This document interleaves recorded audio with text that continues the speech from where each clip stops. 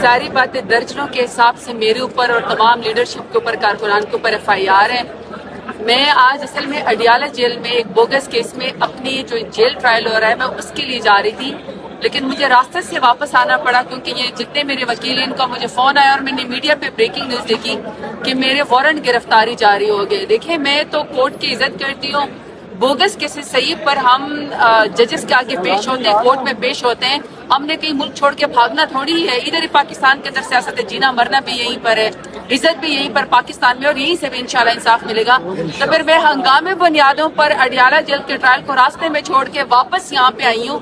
اور جج کے آگے میں پیش ہوئی ہوں. میں شکریہ ادا کرتی ہوں اپنے یہ ینگ لائرز کا اور جج صاحب کا بھی کہ چلو انہوں نے میری بات سنی، میں پیش ہوئی اور انہوں نے میرے دونوں جو وارنٹ گرفتاری تھے وہ اس وقت کینسل کر دیے جو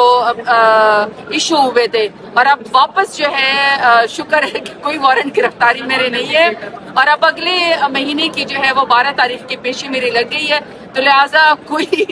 گرفتاری نہیں ہے، وارنٹ جو ہے وہ ختم ہو گئے. اصل ایشو یہ ہے کہ جب ظاہری بات ہے ایک ایک دن میں آپ نے اڈیالہ جیل پہ جانا ہے، آپ نے ادھر ATC کورٹ میں بھی پیش ہونا ہے، آپ نے پنڈی بھی جانا ہے، آپ نے جوڈیشل کمپلیکس بھی آنا ہے، آپ نے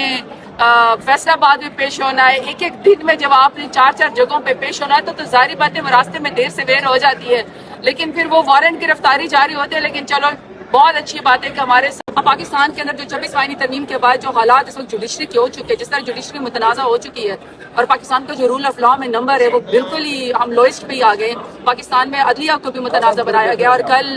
جتنے بھی ہمارے کالے کوٹ والے وکیل تھے وہ ریڈ زون کے اندر 26 آئینی ترمیم کے خلاف اور جوڈیشری کی آزادی کے لیے جدوجہد کر رہے تھے.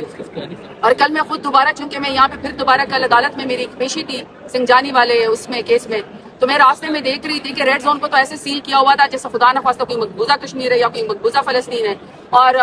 پولیس والے ہمارے بھائی جو ہے وہ ایک ایک گاڑی کے اندر ایسے جھانک رہے تھے، وکلاء کو تلاش کر رہے تھے، اور پریزن وین کھڑی ہوئی تھی. وہ سمجھ رہے تھے کہ اگر پریزن وین میں ہم وکلاء کو ڈالیں گے تو شاید کوئی بہت بڑا دم کا جرت ہمیں مل جائے گا. ایسی کوئی بات